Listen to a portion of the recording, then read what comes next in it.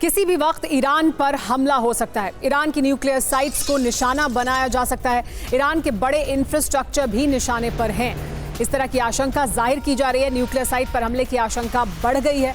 Iran के बड़े infrastructure भी निशाने पर हैं, ये भी कहा जा रहा है। इजरायली प्लान पर अमेरिका की तरफ से बड़ी खबर सामने आई है। न्यूक्लियर साइट पर इजराइल ने चुप्पी साधी हुई है। न्यूक्लियर साइट पर हमले से इनकार नहीं किया है। यूएस विदेश मंत्रालय के बड़े ऑफिसर ने कहा है कि इजराइल ऐसा कर सकता है। इसकी आशंका जाहिर की जा रही है क्योंकि इजराइल की तरफ से इसको लेकर अपनी स्थिति स्पष्ट नहीं की गई है।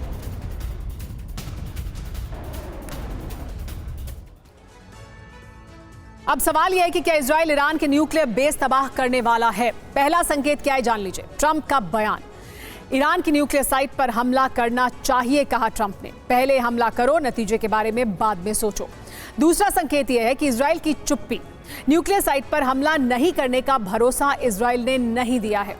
अमेरिका को अब तक आगे का प्लान नहीं बताया गया है। और तीसरा और बड़ा संकेत यह कि पूर्व इजरायली पीएम एहूद बराक ने बयान दिया है। न्यूक्लियर साइट पर सांकेतिक स्ट्राइक हो सकती है, कहा है।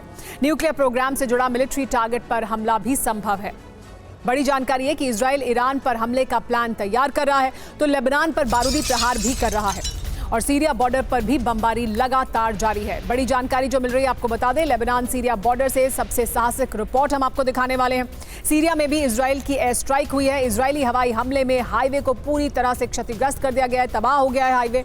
लेबनान सीरिया सीमा से हिजबुल्लाह की मूवमेंट ना हो, इसकी वजह से ऐसा किया गया है। लेबनान सीरिया बॉर्डर पर हिजबुल्लाह की टनल थी, ये कहा जा रहा है। ग्राउंड जीरो से TV9 की एक्सक्लूसिव रिपोर्ट देखिए।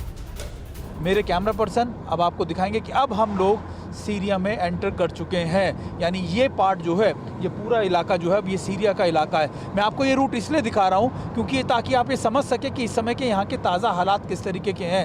और देखिए, ये एक और इम्पॉर्टेंट बात ये कि कैसे इजराइल ने इस इलाके को टारगेट किया है। ये देखिए, पूरे इलाके को किस तरीके से टारगेट किया गया है, ये मैं आपको दिखा रहा हूँ। आइए मेरे कैमरा पर्सन। और ये बड़ी एयर स्ट्राइक्स यहाँ पर कल भी की गई थी। और देखिए निशांत, जरा इधर दिखाइए फटाफट। निशांत, ये है वो इलाका, ये वो जगह जिस हाईवेज को टारगेट किया गया था ख़ास तौर पर इजराइल की तरफ से। और ये देखिए, पूरा बर्बाद कर दिया गया है रूट, यानी सीरिया से जोड़ने वाला जो रूट है। निशांत, इधर दिखाइए। निशांत, जो रूट जोड़ने वाला है ख़ास तौर पर इजराइल से, माफ़ कीजिएगा, कि लेबनान से सीरिया को, उस रूट पे किस तरीके के अटैक किए गए हैं। ये देखिए, अब यहाँ से कोई गाड़ी नहीं जा सकती। और इजराइल ने ये इसीलिए किया क्योंकि उनको लगता था कि यहाँ से हिजबुल्लाह जो है बड़े मूवमेंट कर रहा है। ये देखिए, ये एयर स्ट्राइक्स की गई थी। गड्ढा आप देखिए कि कितनी ज़्यादा तबाही यहाँ पर हुई है। और इसमें पूरा का पूरा दोनों तरफ देखिए, पूरे इस हाईवे को कैसे बर्बाद कर दिया। निशांत, आराम से आइएगा। और अभी भी यहाँ पर कहा जा रहा है कि इजराइल की जो एयर स्ट्राइक्स हैं वो अभी यहाँ पर हो रही हैं। और ये देखिए, ये कितने गड्ढे आपको दिखेंगे। लोग यहाँ से पैदल जाने को मजबूर हैं। गाड़ियों की मूवमेंट ख़त्म हो चुकी है। और ये वो एक ग्राउंड रिपोर्ट है जो TV9 आप तक पहुँचा रहा है और आपको बता रहा है कि आखिरकार इस समय के क्या ताज़ा हालात है। चलिए मैं उधर जाके दिखाता हूँ, क्योंकि हम इस समय सीरिया की बॉर्डर एरियाज़ में है। बहुत मुश्किल है यहाँ पर काम करना, क्योंकि लेबनान की आर्मी की तरफ से हमें कहा गया कि आप यहाँ ज़्यादा देर मत रुकिएगा, क्योंकि अभी यहाँ पर बड़ी एयर स्ट्राइक्स हो सकती हैं। दोबारा से इजराइल जो है बड़ी एयर स्ट्राइक्स कर सकता है।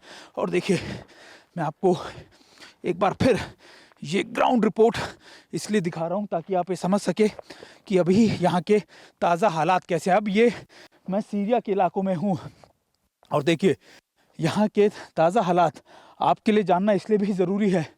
ये है पूरा सीरिया का इलाका और मेरे उस तरफ, निशांत उस तरफ दिखाइए कैमरे को, उस तरफ वो है लेबनान का इलाका।